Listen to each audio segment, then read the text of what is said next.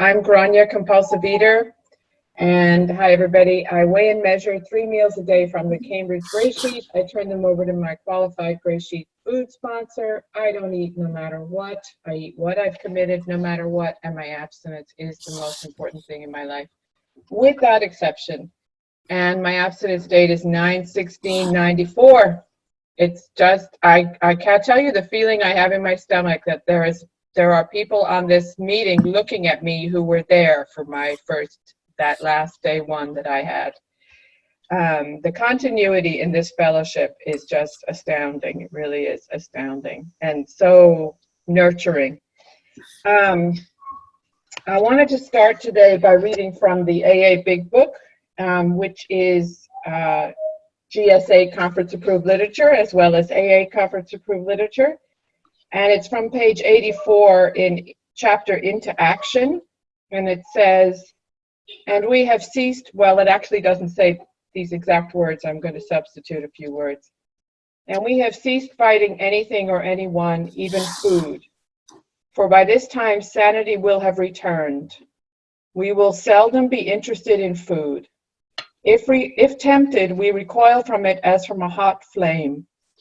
We react sanely and normally, and we will find that this has happened automatically.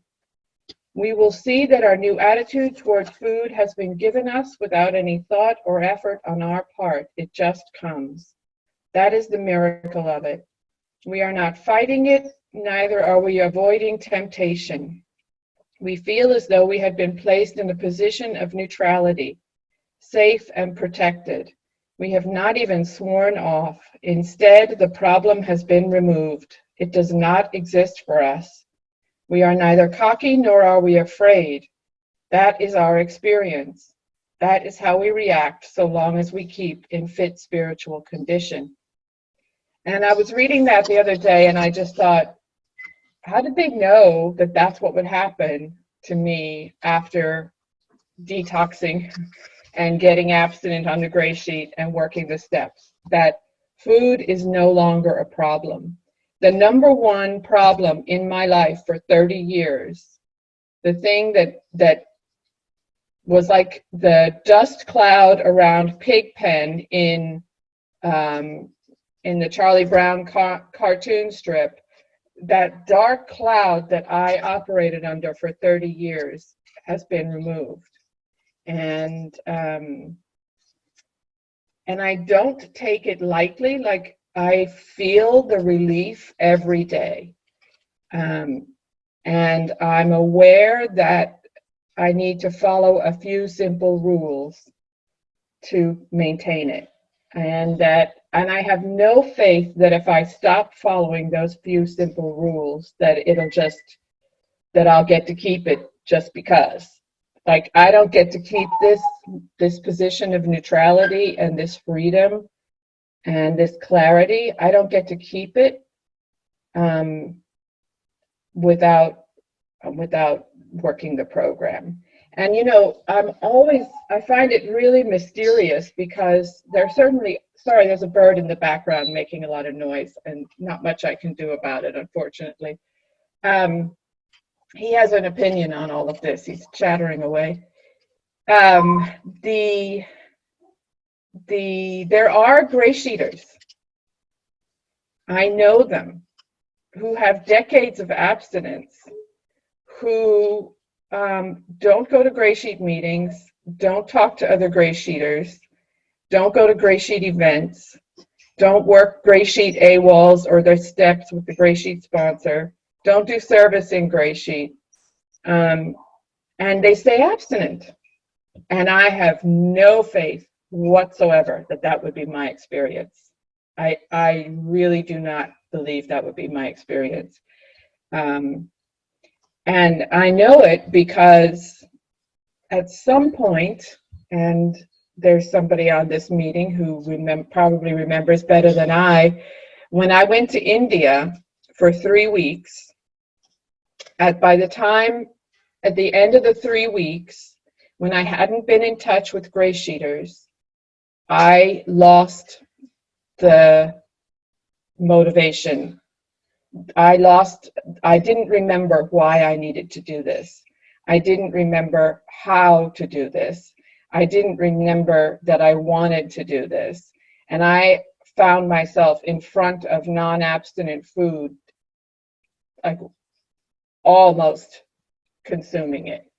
And you know, that says in the book, big book, that sometimes we will have no effective defense, and our higher power has to come between us and that first bite. And it was a miracle. It was an absolute miracle that I managed to decide to pick out all the non-abstinent vegetables and weigh out the abstinent vegetables, rather than just saying fuck it and eating everything they gave me. That proved to me that I cannot stay abstinent on my own. 3 weeks was the limit. And so today I don't risk it. Today I stay right in the middle of this gray sheet herd. I do today the same things I did when I got abstinent the first time in 1993 and when I got abstinent in 1994. I put myself in the presence of other GreySheeters as often as I possibly can. And the easiest way for me to do that is through service, because having an unstructured conversation with another human being is like the most torturous thing that you can ask me to do. I do not have the social skills for normal human interaction. But when we're both working on a common job, like we're going to publish a newsletter, or we're going to write a page for a website, or we're going to put together a phone list, or we're going to decide what we're going to do on a retreat, when we're both working on something, then I can feel connected. But when I have to turn and look at you and actually have a I don't know what to say next conversation, then it gets really hard. So service makes it really easy for me. Service is like a crutch that I use to stay in touch with you. And then I don't feel like that sense of uselessness that I used to feel. Like, I didn't know I felt it, but when I lost it after having done some service in this program, I suddenly realized that I used to feel like I had no right to be here, that people didn't want me here anywhere. I don't mean in GreySheet, I mean they didn't want me alive. There was no point in me being on the planet, that I needed to apologize for taking up space and breathing. I felt useless. I felt like of no value. And now I know that something I do makes a difference. It makes the most important difference in the world, which is to help another compulsive eater get out of that misery. Thank God there's plenty of opportunities for service. There's a never-ending list of opportunities for service. I wanted to say one or two other things.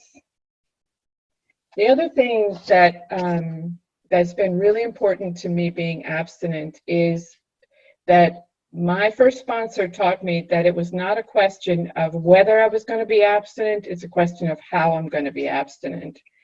And that is the engineer's question. How do I engineer a world that supports my abstinence? What do I need to do to structure my life so that abstinence is easy? And that's what I've done. My whole life is structured around making abstinence default. Not everybody can do the same thing, but I don't have non-abstinent food in the house, for example. I don't go to events where non-abstinent food is the main focus of the event. I don't prepare food for people most of the time.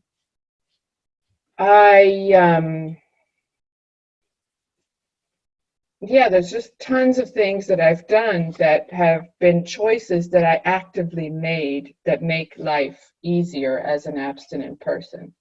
And thank you, Sandy. Um, and the thing is that what those choices have done is that they have crystallized the kind of life I want to have. So I did them so they would help me stay abstinent, but they actually constructed the life I was supposed to have for me. So I didn't know, I thought I knew what I wanted to make myself happy, but I discovered what makes me happy by building a life that keeps me abstinent.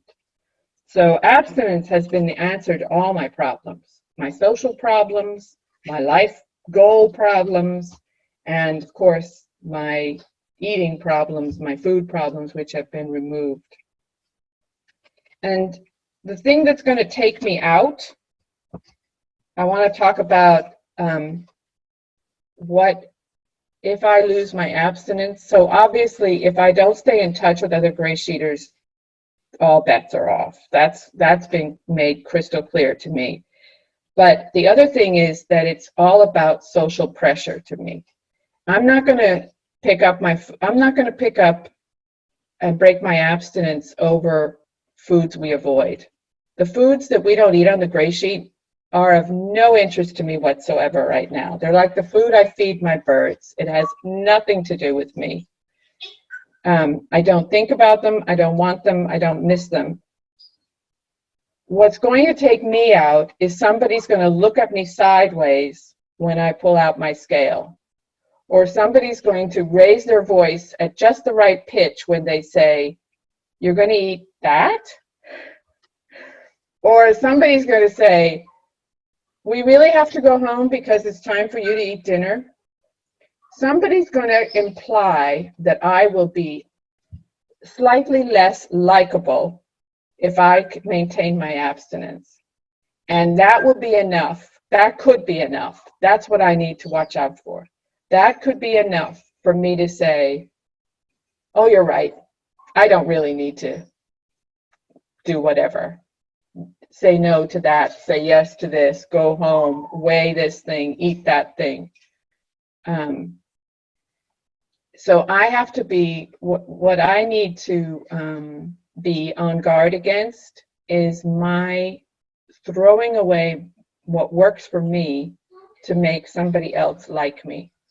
And what I've discovered over the years is that each time I've done that, it's gotten easier. It was torture. It was absolute torture in the beginning to actually go through the terror of somebody not liking me because I was going to be abstinent for whatever it took to be abstinent.